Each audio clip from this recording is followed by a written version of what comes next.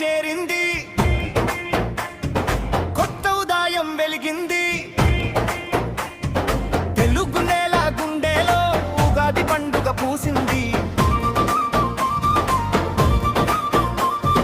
మామిడి ఆకు తోరణాలు మన గడపపై ఊగుతున్నాయి. పట్టు చీరల రంగుల్లో పండుగ వెలుగులు మేరిసాయి.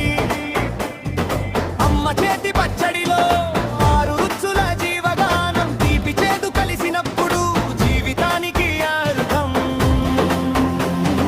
పంచాంగం చెప్పే దారిలో కొత్త ఆశలు కనిపిస్తాయి.